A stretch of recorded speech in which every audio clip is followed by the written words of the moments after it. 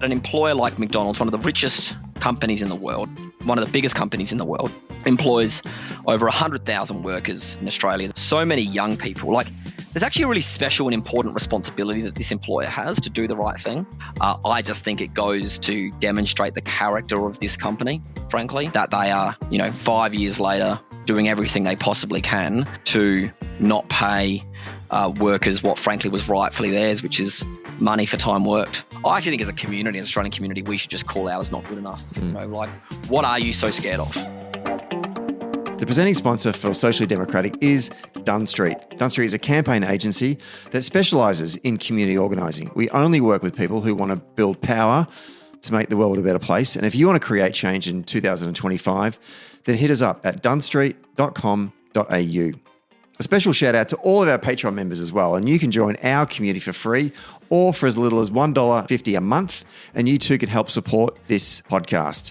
All paid members receive a welcome gift. So if you have recently signed up, please check your inbox for a message from our producer asking for your shipping address, because without that, then we can't send you your merch. And finally, today's episode is brought to you by Maurice Blackburn Lawyers. For over a century, Maurice Blackburn has stood up for fairness, championing the rights of everyday Australians and shaping landmark legal reforms.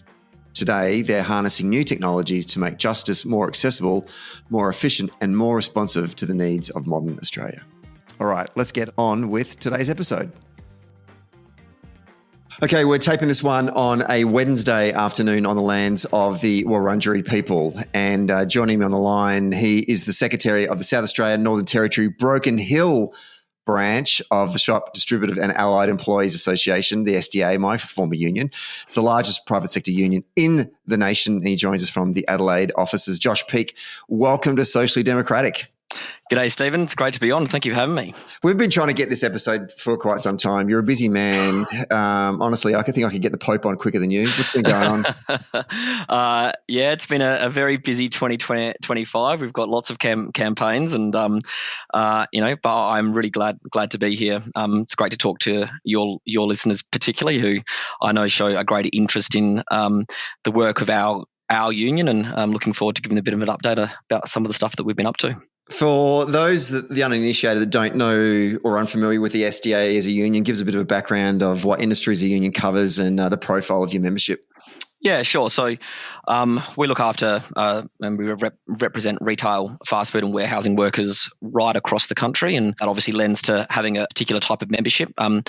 We are operating in feminised-dominated sectors of the economy, but also people that are predominantly young. About half of our membership in the SANNT branch is below the age of 26, and as many people know, our sectors are often people's first job and their first experience in the workforce, but it also provides incredibly important lifelong careers for hundreds of thousands of workers across the country. So an incredibly important part of the economy, the biggest or the second biggest employer in the nation, and really at the forefront when it comes to young people and particularly their very first, not just engagement with the workforce, but their very first engagement with the union movement as well.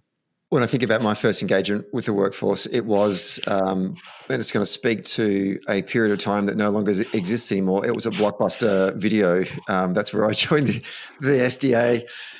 You yourself have been now at the union for a number of years. How did you first get your start at the union? Well, my first engagement with the SDA came, like lots of people, by joining when I was working in the retail sector at a supermarket. I was actually working for an independent supermarket, a Foodland, or what most people would know as an IGA across the country. And predominantly these smaller workplaces are unionised. The union was really successful with major employers throughout the Howard years, not seeing a massive shift to AWAs or individual contracts, but that wasn't my experience in the workforce. I was forced to sign an AWA when I started work under Howard's laws, and it effectively meant that I was on lower rates of pay as some of my colleagues. Many people who came after me had to get higher contracts because of the way that the laws worked, flat rates and very limited rights. And after a health and safety incident occurred, actually, and my employer didn't take it as seriously as I thought they should have, I decided I needed to join the union. And I caught 2 buses to travel across town, actually come to the office I'm in now. Walked in. I think everyone was quite surprised. This young guy who was 17 or 18 at the time walked into the union and asked to join. Probably wanted to know what the issue was, that sort of thing. And I said, no, I've got no problems. I just want to join the union. And so I joined the union when I was 18 and have been a member ever since. So over 20 years as a union member. And that's how I got my first start. And then in probably about 2006, I was in the time of work choices and the lead up to the campaign for the 2007 election. I really wanted to get more involved in the Labor movement. I'd seen firsthand by that point, not just experienced it myself, but also seen from other people how unfair, particularly those workplace laws that John Howard had pushed through were. And I got both involved in the Labor Party at that point and also involved in the SDA during the Your Rights at Work campaign. And through that, ended up meeting people and was given an opportunity to work for the union. I think I started at the SDA in the last couple of days whilst Don Farrell was still the secretary of this branch, but then for most of my time working here, had the enormous privilege of working with Peter Malinauskas, who's of course now the Premier of South Australia, and then when he left the union, had an opportunity to become assistant secretary, and then since 2019, I've been secretary of the union here in SANNT. From memory as well, I remember when I can't remember if I was still at the union or maybe I was working maybe I was actually might have been at the TW in Adelaide, but you were regarded as a bit of a hotshot organiser. And I think in one particular year you signed up, was it a record number of members to the union? Am I building you up there a bit too much? Or I know that you were certainly... Keep going, Stephen. Flattery gets you everywhere. Well, I want to know how many members. One year in 2004, I signed up 998 members in one calendar year. That's pretty good. It's about half of my record, but it's not bad.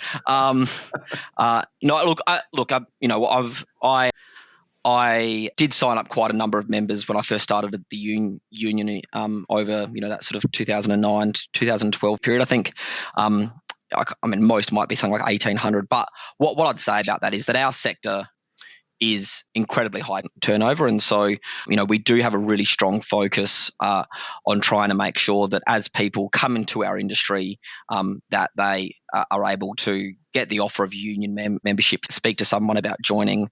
And we do want people who come into our sector, no matter their age or how long they're intending on spending in the industry, to continue to, be part of building a safer and more respected retail and fast food sector. So, recruitment's obviously very important, but I'd also say a lot of it is really about relationship building. And, most people, there's a lot of stuff out there about young people being unwilling to join, and there's all this kind of talk about this sort of stuff.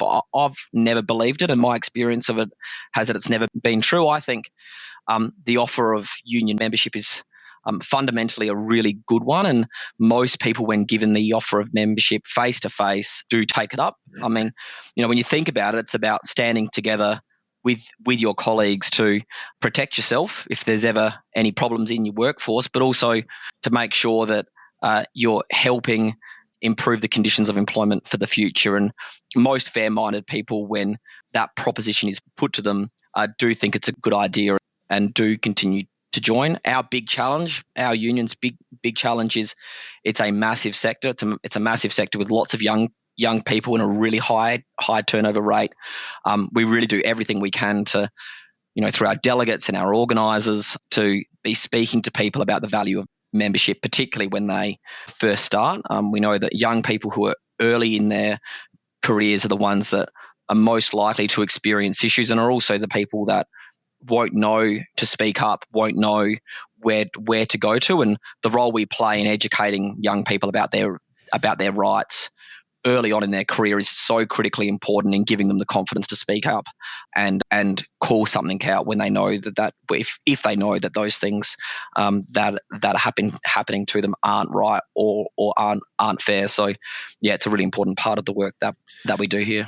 Well, going to that point, and this is the sort of what we're going to talk about today in the episode, both young, high churn industries, fast food being one of them, and also young people, another area where fast food is being one of them. And we're going to talk about the fast food burger behemoth, which is McDonald's, because the union's doing a lot of interesting work, taking on arguably one of the biggest companies in the world. For context, talk us through the relationship that the SDA and its members working at McDonald's had with the company and its franchises. I remember, am I right in assuming, I think the South Australian branch was the first branch of the union to essentially strike an enterprise agreement with McDonald's. And I remember as a young union organizer in the early 2000s, McDonald's seemed like, we had agreements with, KFC and Hungry Jack's or Burger King, but McDonald's just seemed like the nut that was never going to crack. And South Australia, I think from memory, you guys did. So just talk us through that. What was the relationship like? And then where do we get, how do we get to where we are now? Well, I'll try to be as succinct as I can. I appreciate this is the show to go for an hour. So. Yeah.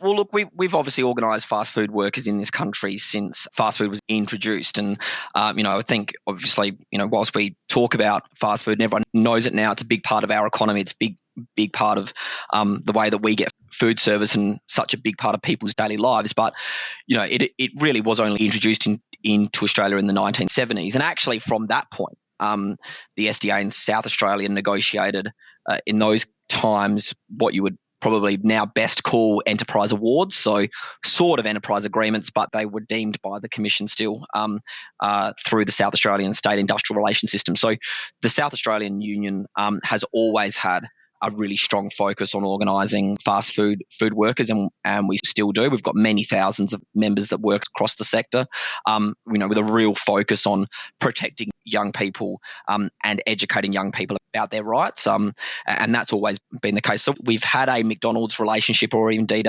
what you might call a McDonald's agreement in place, or we had in place since McDonald's arrived in South Australia effectively in the 1970s. So for a very long time.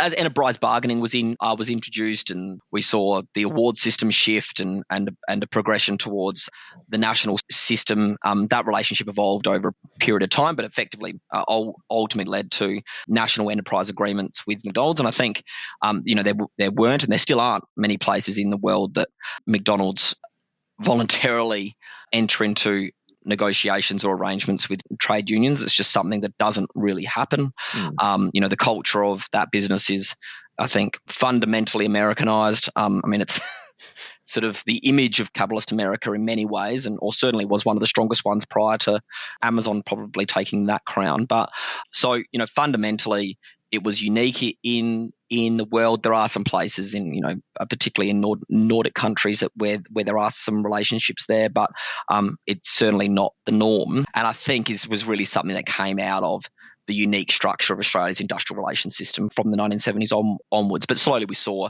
the union nationally negotiated arrangements, not just with McDonald's, but also with really all major fast food companies we want to have enterprise agreements with. It's an incredibly important part of the economy, and it's such a really important part of the workforce. I can't think of a more important part of the workforce that needs a union than young fast food workers, in many cases working for franchise businesses, who in my view are incredibly vulnerable as they enter the workforce for the first time. So you've established at a national level this relationship with the company through enterprise bargaining, which was a major achievement when you think about it, particularly given, as you said before, they are an American company, and that historically hasn't been the case in the United States. And you even see like the SEIU these days running these sort of campaigns to try and organise the McDonald's with limited success, whereas in Australia that hadn't been the case. When did the relationship begin to fray? I don't know if that's the right word, but when did we get to the situation where you're about to then launch this massive campaign against the company? Well, I think one of these things is that it sort of probably describe it as deteriorated over time, but effectively, to sort of cut a long story short, we saw, I think, a straining of relationships, particularly around workers' rights, occurring probably throughout the 2010s, and lots of run-ins with corporate and franchisees in relation to provisions of entitlements, etc. But fundamentally, where it really fell apart was McDonald's sought to negotiate a new enterprise agreement in late 2018 and early 2019. And if we remember at the time, what had happened is that the union and a number of unions had fought, and spent millions of dollars trying to defend penalty rates in our awards system. We'd lost a major case in the awards, and we saw penalty rates being reduced over a period of time. And Bill Shorten, as leader of the Labor Party, and the Labor Party took a very strong and clear policy to the 2019 election that they would restore penalty rates in the awards that had been cut in the years prior. It occurred to McDonald's that if they were able to successfully negotiate and secure passage of an enterprise agreement in early 2019, that they would be able to lock down through an EBA term those lower penalty rate provisions. Now, that was a very different approach than what every other major employer had taken in negotiations with the union. And so whether it was KFC, Hungry Jack's, Woolworths, Coles, etc., all the agreements that we had done around that time or in the lead up to that election had said if penalty rates are restored in the award, they will increase under the agreement to that relevant amount. Now, McDonald's refused to agree to such a term, and it was a matter of great dispute at the bargaining table. So without the union's support, McDonald's decided to roll out an enterprise agreement to its staff, keeping in mind, relatively low union density, 100,000 workers across the country, very young, and they did it effectively in the exact time that Australians were going to vote. So we knew they were doing it very specifically. In actual fact, it wasn't even hidden, right? It was very, very clear to us. It was very clear to them. They were doing it because they wanted to achieve an agreement approved by the Commission that locked down Sunday penalty rates and that they weren't going to be at risk, which would have seen, had that had been successful and had that had played out the way you could have imagined, it could have seen McDonald's workers working for the most profitable, largest employer in the country paying the lowest rates of pay in the sector, which obviously we couldn't tolerate, and it was really an outrageous attempt by the company, in our view, to pull the wool over young people's eyes who worked for them. So we thought that was particularly outrageous. We opposed it. The agreement got up slightly, but very narrowly. We got a much stronger no vote in that. We ran a no vote. We got a much stronger no vote in that campaign than we had as members of the union. So our reach was much stronger, but regardless, it did get over the line. Of course, Bill Shorten didn't win that election. And so what actually happened next was McDonald's, the relationship had effectively fallen apart. We'd opposed it. We didn't enter an agreement. They went and did one themselves with their workforce. Following that, they had a bit of trouble at the Fair Work Commission. And when they had that trouble, rather than seek to, make some undertakings or get the agreement approved, or there was some technical issue about voting cohorts, etc., they just decided to abandon enterprise bargaining altogether. And they did so because having Shorten not won the election and penalty rates not being restored, there was no longer the incentive on the company to get this agreement through. So they exited bargaining through withdrawing that agreement from the approval process. We then worked very hard to transition them to the award very quickly because they hadn't done an agreement for so long. Their rates of pay were no longer where they should have been, and they moved on to the award in early 2020. So, this is a pretty major. I do remember when this happening, and I think it really consumed your union for a large period of time. But it's interesting that the next battle took place in a completely different area, which was unpaid breaks. Talk to us about the embryonic period or the genesis of that campaign. How did this unpaid breaks campaign come about? Well, it was a series of things that happened over a long period of time, and actually we'd been running at a local level seeking to enforce the breaks provision for a very long time. And I was looking back on some of our stuff on this recently in terms of running social media on this in 2018 and really pushing the idea that this was a key entitlement that often workers didn't get. And so we'd been talking about this on an ongoing basis, and it was very clear to us that McDonald's had a view that they could give people free soft drink or, they basically had an argument internally that people could go to the toilet and whenever they wanted, which in actual fact is a legal right that every worker gets. And, break compliance was either compliance with the meal break clause, with the tea break clause in the enterprise agreement, or the rest break clause in the enterprise agreement, and then the award was either nil or sporadic at best in our view. So as they exited the enterprise bargaining system, we did a very large campaign, not just about breaks, about a whole range of things which I can come to: harassment, unpaid overtime, breaks, etc.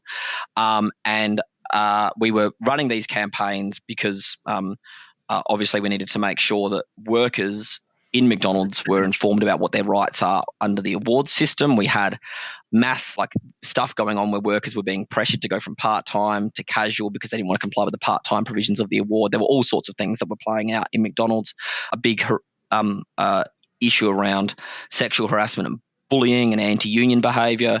COVID hits, of course, at the same time. The union is struggling to get into work sites because we're in lockdown across the country. So we started to commence a series of legal actions at the end of 2020, and they were focused in South Australia, really for named individuals around the issue of breaks. We asked for workers to come forward, tell us if they'd been given breaks, and if they hadn't been, we were putting forward monetary claims via the federal court for those workers. We actually had the view that McDonald's recognising that there was a major problem, and that to us it was reasonably obvious workers should have been given paid breaks. They didn't, and they weren't given paid breaks. That effectively meant they worked for free. They were denied an entitlement that was under the agreement and the award. That was, reasonably clear that McDonald's would do what other major employers in this country have done and gone, all right, we've got a problem. There's been some compliance issues. We apologise, and let's now put in place a process to fix it. And so, our initial view was that by lodging a series of money claims, I think we got up to maybe 16 or 17 separate federal court actions in relation to these, would see McDonald's ultimately come to the table and say, yep, let's fix this up. We don't want to continue to be in courts. And, if we have done the wrong thing and underpaid, a young, vulnerable workforce, then as a good corporate citizen, then of course we're going to do the right thing and fix it up, just like you've seen big remediations in other sectors as well. But legitimately, to the union's surprise, because it was so different to how other operators had behaved, McDonald's never did that. And now 5 years later, almost to the day of our first bit of court action against McDonald's in this space, we're still in the federal court trying to resolve this. And I just think it goes to demonstrate the character of this company, frankly, that rather than do something that in our view is so obvious, just agree to fix it up and back pay this workforce and, say that they made an error, that they are, 5 years later doing everything they possibly can to not pay workers what frankly was rightfully theirs, which is money for time worked. So, it's disappointing. It's still going. It's a very big action. We think it covers over, in combinations of all the legal actions in this space, over 300,000 workers, many different employers, McDonald's, it's never too late. They can always, it will ultimately go to trial, and McDonald's workers, will obviously have their day in court eventually. And we hope that's as soon as possible. There are trial dates listed for next year, but we just continue to hope that McDonald's will do the right thing here and agree to make sure that their Australian workers who were denied this key entitlement get the back pay that they ultimately deserve. I read an article this morning, actually, in The Guardian that was talking about the efforts of McDonald's to open up new stores in particularly hipstery kind of communities like Newtown and Redfern in Sydney, Northcote in Melbourne's inner north, despite community objections. And that their strategy, McDonald's strategy against these community objections, basically is to lawyer up and to outlast the community's motivation and will to take on the fight, that eventually the McDonald's will just get a win. And there's a case in Tacoma and the Dandenongs that was a great example of that. Is that what McDonald's is doing here in this industrial campaign? Are they just trying to outlast the union in this case? I mean, it's been going for a while now. And do you have to make a sort of a cost-benefit analysis of pitting the financial reserves of the union and the members' reserves versus the reserves and the resources of this multinational, they're not just a fast food chain. They're a property mogul. How do you weigh that up? Making a decision to take on a company like McDonald's, I think, is fundamentally a really big one. But we went in eyes wide open in many ways, and I think for us, they are such a big player in the market. They dominate the fast food sector. I think in our supported bargaining case, we looked at this, and it's something like 1 in 2 Australian fast food workers are employed by McDonald's. So, we are the fast food workers union in the country. This is fundamentally our job. And you can't organise fast food workers if you're not organising McDonald's. And so we are focused on organising workers in our sectors, bringing them into the union, making sure that they've got a voice about their rights of work. And that obviously involves ensuring compliance with our awards and agreements. And if any of the employers out there aren't doing it, we need to take them on. And it wouldn't be right of us to say, well, just because McDonald's really big and they've got lots of money, the union's not going to do it. The very purpose of our existence is to run cases like this. And so, we're determined, I think, and really, really determined to make sure that our members who worked for McDonald's, who were denied a key entitlement, do have their pay fixed up, and they are compensated for that denial. And these sorts of cases are also important about demonstrating to the industry that whether it's an award or agreement or the Fair Work Act, this is the law. You must comply with it. You can't just pick and choose parts of the act you like. You can't just contort award clauses to say, I know that's what it says, but what we think it really means is you can go to the toilet whenever you like. That's not what the award says. It's not what the agreement said. We raised this over many years. We raised it in bargaining, indeed, and said what they were doing wasn't correct. Whilst I think the question you pose is a good one in many ways, the answer for us is obvious. Of course, we need to do this work.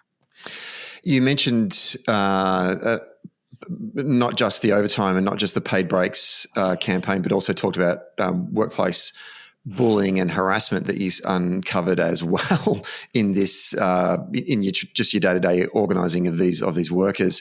Talk us through the roots of that campaign and how you came about unearthing some of these shocking allegations, and just give us an example of some of the experiences that your members faced in these stores. Yeah, so one of the first ones I'll go to, which is the overtime case, is really significant because as we were investigating the breaks matter, we were interviewing.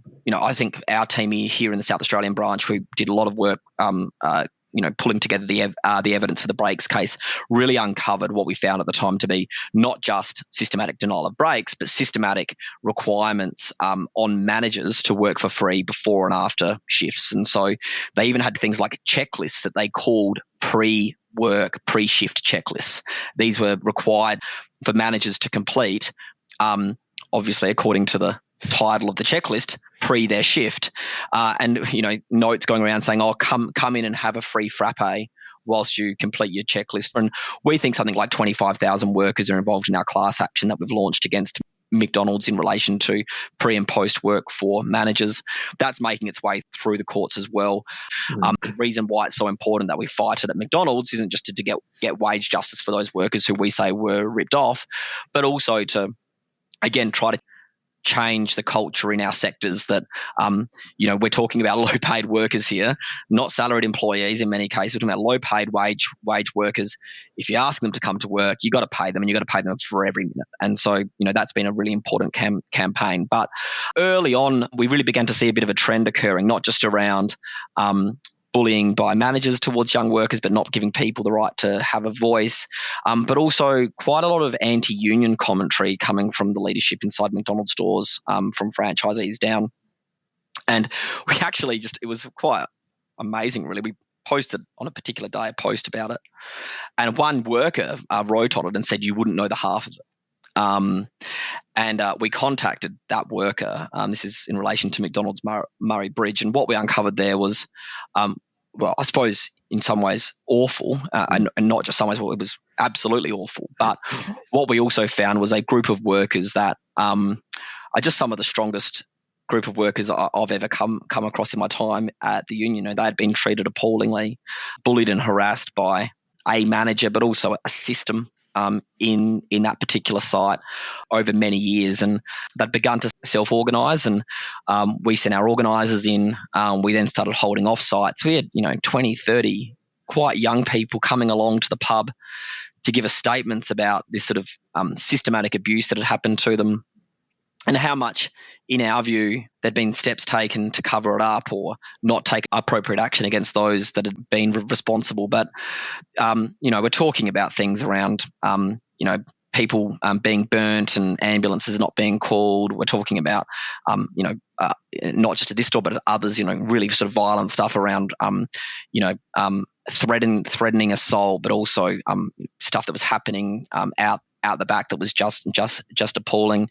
There was an allegation here around workers' names who were union members being put on the wall of the manager's office and being told they won't get promotions unless they quit the union or go round and tell them to get out of the union if they want to have a career in this store. Really, stuff that just doesn't belong, frankly, in any workplace, does not belong in this country, and should not never have occurred towards this young group of workers. And so we again use that as an opportunity to send a message that this isn't to occur. We took quite a significant federal court action against that franchisee for that behaviour. That franchisee then exited the system and is no longer a McDonald's franchisee. That happened during the case. And they ultimately settled. $275,000 was paid to the union and the members that this happened to, because of what had occurred there over that period of time. And in the first that I've seen, I'm love to see more evidence of this if it's elsewhere, but the first time I've seen where effectively there was an agreed statement with McDonald's, and this former McDonald's franchisee clearly stated and admitted to a culture of anti-union and behaviour and bullying and pressuring young people out of being members of their union. And as far as I'm aware, it's a first and was a really significant case. And it's just, again, part of that really important campaign we're running to send a message to operators in this sector that workers have the right to join their union. Bullying and harassing workers is against the law. And if we're aware of it, we'll do everything we can to fix it. How did the union and the organisers find engaging with these workers, and particularly young workers, in wanting to come forward and share their stories, not just in a private one-on-one with a union organiser, but then to take it public and then build it into the case? Because I know that when I was 18, 19, 20, I did not want to step out of line. I was grateful that I had a part-time job or a casual job that helped me get through uni or whatever it might be. But for these young workers to be able to stand up and say, no, enough's enough, we're not copping this anymore. I'm just interested in were there barriers, was it challenging, or was it something that was quite inspiring? Oh, I mean, look, it's the favourite. It's the best part of my job, I think, seeing people stand up and being part of giving them a voice in the workplace. This particular group of workers, and I've been lucky enough to engage with so many amazing delegates of the SDA over the years, great workers that stand up every single day in their workplace. Been part of some really big campaigns organising regional supermarket workers with underpayments, and some really some incredibly brave workers in some of those campaigns. But this group was absolutely remarkable. This is Murray Bridge. And this is Murray Bridge McDonald's, a group of, regional South Australian fast food workers who had been, and had been bullied for a really long period of time, and in many cases just thought that was what work was like. And I think that's just such an important role that an organiser has. I think there is, I've so much respect for union organisers across the country, not just for our union, but in every union, because, it's such an important job, giving a voice and giving, I think, people agency and the ability to speak up where they might not have that in any other way, that people might not listen, that they might not be listened to in any other forum, and that we're the first people that are listening to them and saying you do have a voice and you can stand up. And but I think also, a couple, there was a number of really important leaders in that group that kept it going. And I think to be given confidence by your colleagues and encouragement by your colleagues is so important. But it goes back to that point I was saying before, like people, our challenge in our sector is just being able to speak to and see enough people and enough people in our workplaces. But, people do want respect at work, and when they don't have it and you give them an avenue to resolving it, it is such a powerful thing. But also, many of them were current workers. The management that they were complaining about was still the management at the time. They left during the case, and obviously they got a lot more confident to speak out after that. But that's a pretty hard thing to do when you're casual. You rely on those shifts to be given to you every week. They can be taken away at a whim. How hard that is to speak up. It was an incredibly proud moment. I continue to be in awe of those workers that stood together and achieved that. And I think McDonald's and their structure knows that it is so hard, and that's why, frankly, they get away with it. And that's why it's so important for the union to be in those workplaces and giving those workers a voice. Did the courage and the strength of those workers in Murray Bridge then have a flow-on effect for other workers across South Australia to then see or have hope or go, oh, okay, maybe if we do stand up, we can create some change in our own workplaces?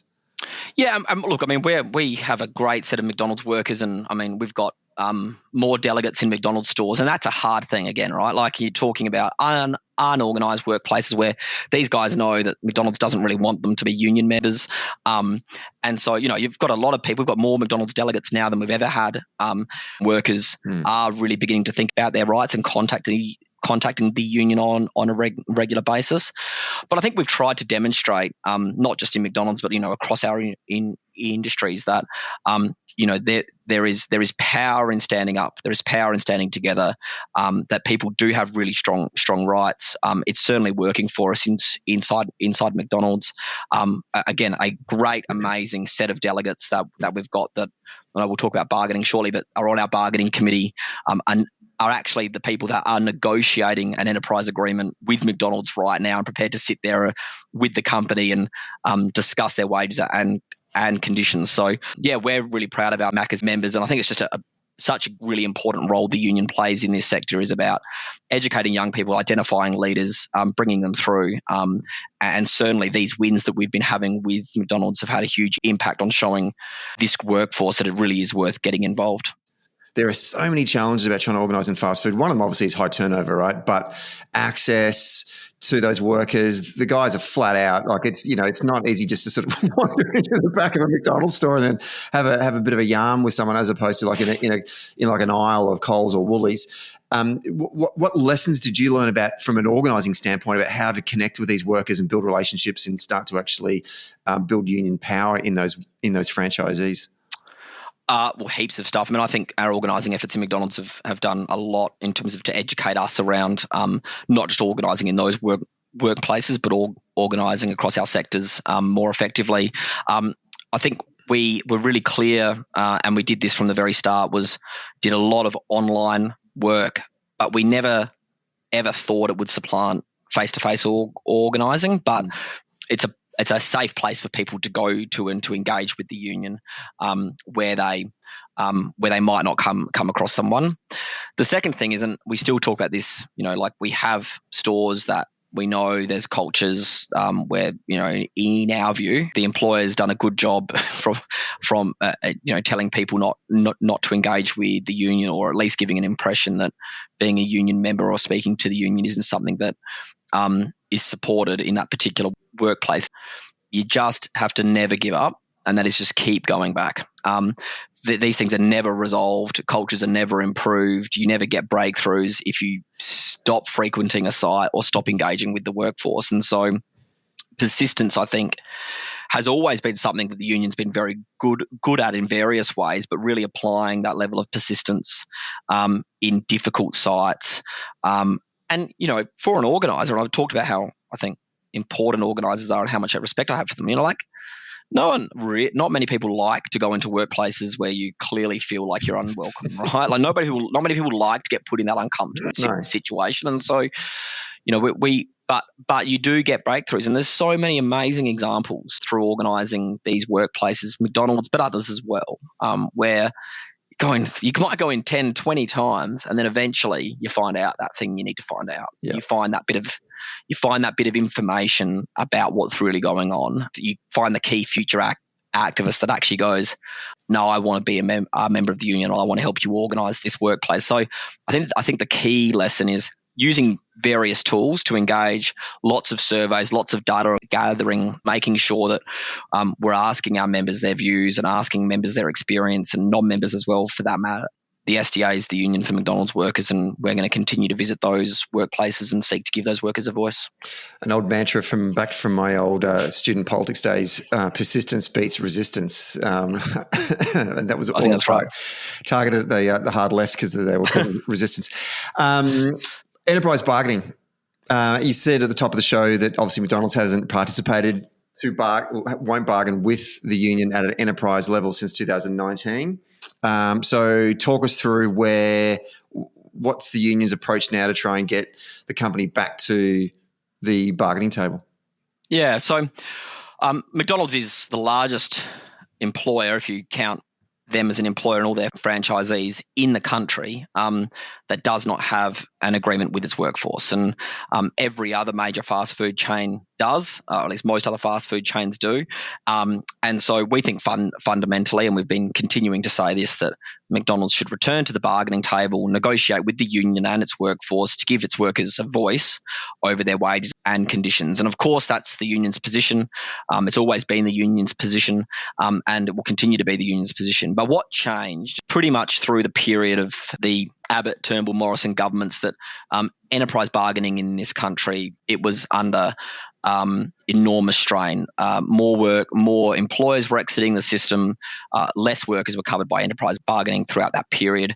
Many agreements were left expired, all those kind of things. So what the Labor government did when it was elected in 2022 was really focus on how we can grow enterprise bargaining and use enterprise bargaining to lift wages. And one of those reforms was making it possible, really, for the first time, for us to do multi-employer agreements. For example, at Chemist Warehouse, each Chemist Warehouse, or each sort of combination of Chemist Warehouse sites are different employers. And so if the union was going to negotiate Chemist Warehouse agreements, it would have to, do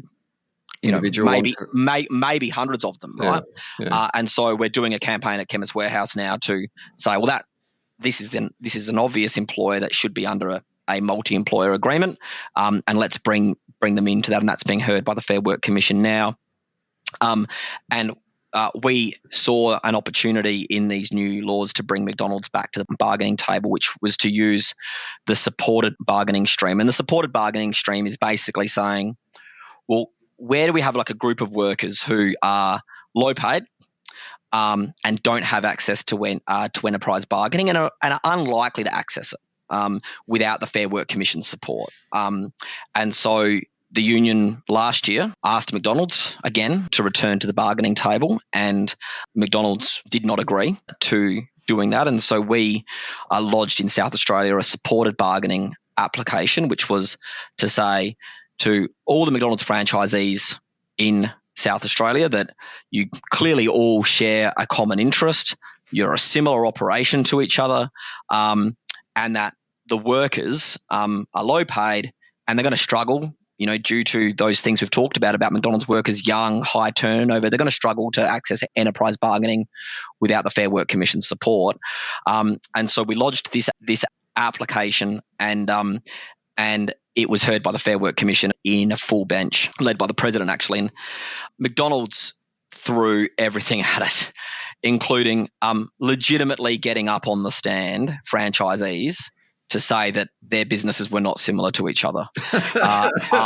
Basically, legitimately making an argument that McDonald's franchisees did not share clearly identifiable common interests. In July, the Fair Work Commission said that it agreed with us that this was the right sort of operation that suited a supported bargaining order. We were granted it, and we're now bargaining with McDonald's franchisees here in South Australia. Of course, as I've said, McDonald's really don't want to give their workers a say over their paying conditions, and so McDonald's sought to immediately appeal that decision, and that is going to be heard by the federal court regardless. bargaining is on foot. That will be heard by the federal court next year, and we're obviously vigorously defending our position there. We then thought it was important to make sure that McDonald's workers across the entire country got the same rights that McDonald's workers in South Australia had access to bargaining, and we commenced similar applications for every other store in every other state and territory.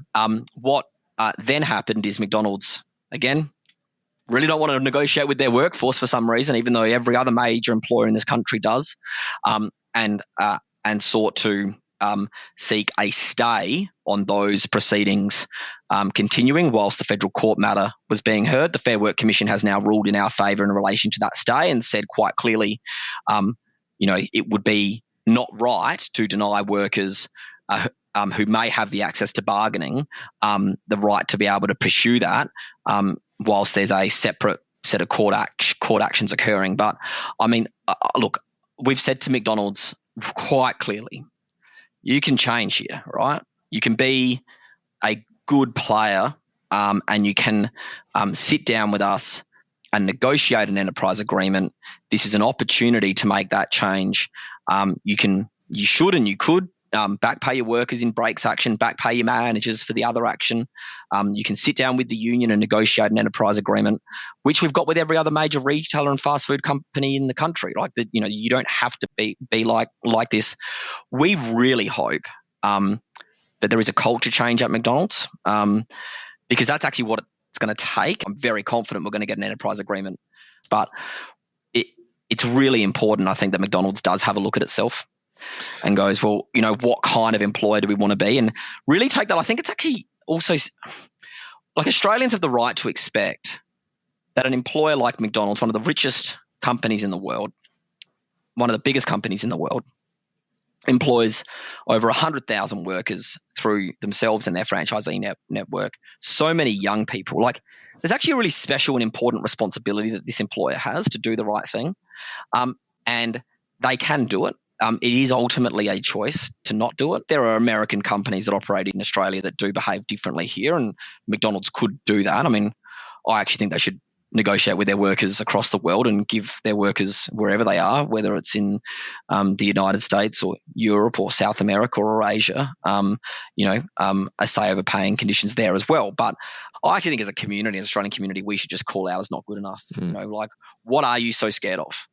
I'm just changing topic a little bit, Josh, but I did read this week that there's some landmark legislation that's gone through the South Australian Parliament, was passed through your upper house this week in relation to addressing, I guess, violence against retail workers by customers in South Australia, which I know is not just an issue that's happening in South Australia, it's happening across the entire country. But obviously this is something that the union's pursued in your home state and you got a victory. Do you want to tell us a bit about that and what that hopes to achieve in terms of protecting your members?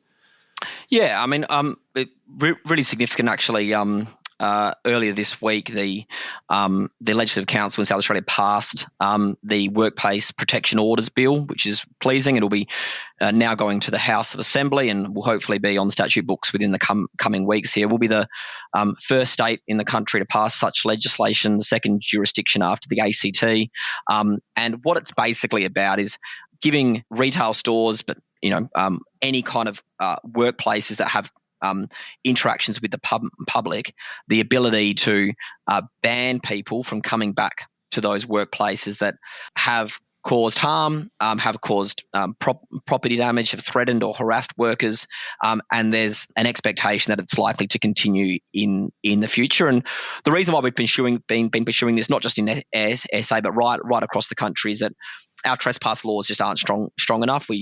Criminal trespass typically only lasts for 24 hours, which means that if you ban someone from coming back from an establishment, if they return, there's very limited that can be done about it. And so we know, and from the information we have, we think something like 10% of the offenders do about 60% of the harm. So if we can really focus on working on those 10% of people, 10% of all of the offenders, focus on restricting their ability to re-enter workplaces and harass staff, then we're going to be able to drive down significantly the violence and abuse that happens towards retail workers. We've had some really good success in the ACT where this has been in for some time, and Woolworths say something like they've got violent incidents down about 27%, which they credit to this particular change. Ours goes a little bit further than the ACT's because it actually enables not just a particular site, but also a chain of stores. So if you're going to ban someone from a Woolworths, for example, you could ban them from all Woolworths stores, and it also enables shopping centres to use it as well. It's got powers for health and safety reps and unions to take the orders. They need to be certified by the magistrates court.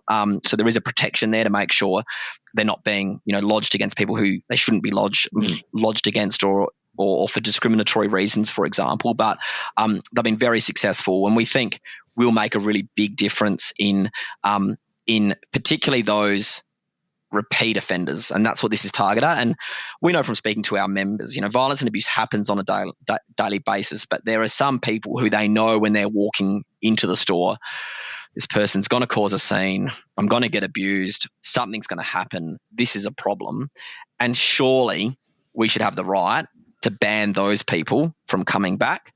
And that's what this is about. This is about those repeat known offenders that continue to come into workplaces, harass, threaten, stalk, abuse retail workers, engage in property damage.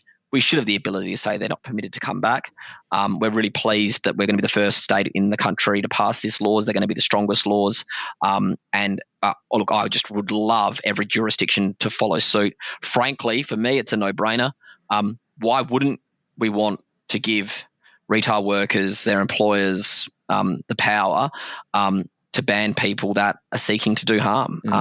We're glad the Malinowskis government not just has shown the lead on this, but has shown the lead on retail safety over the last four years. One of the first jurisdictions to have aggravated assault laws for retail workers. We've been doing a lot on the work health and safety. The first place in the country to ban child sex offenders from working with kids in retail and fast food settings. We've now the first state to pass the workplace protection order legislation. They're showing real leadership on this. That's great. We want every other jurisdiction across the country to follow suit.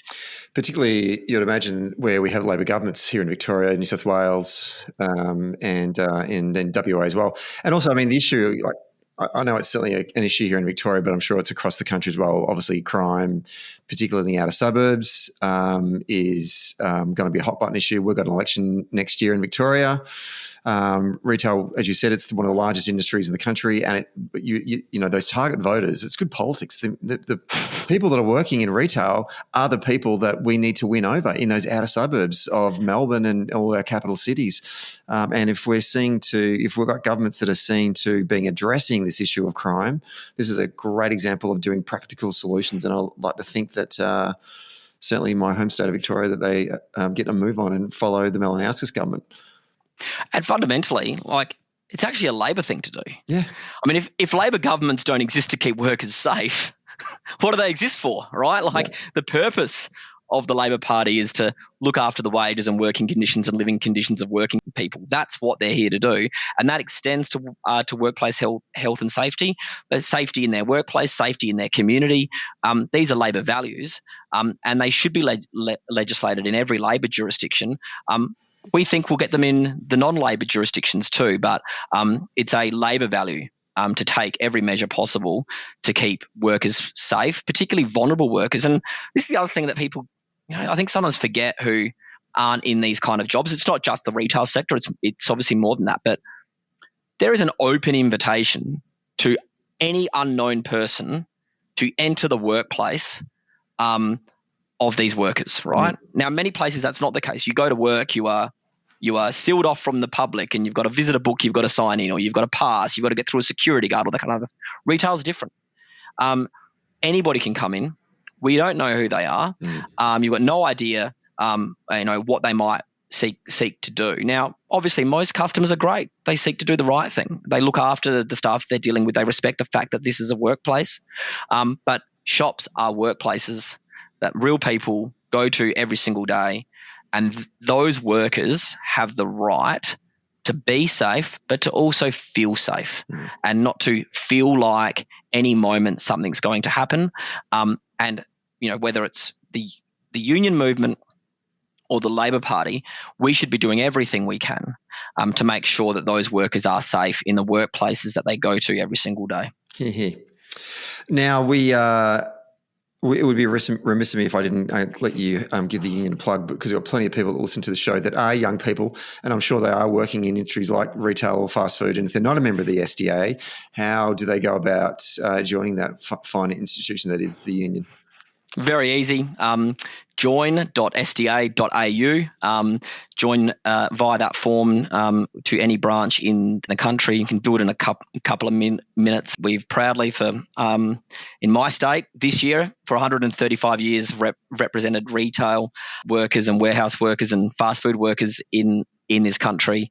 We're determined to make sure that retail, fast food and warehouse workers are given the dignity and respect at work that they obviously deserve, and anyone that jumps on board is supporting that particular cause, but also is given the support by us in the workplace, and we'd love to have them join us and be part of that fight.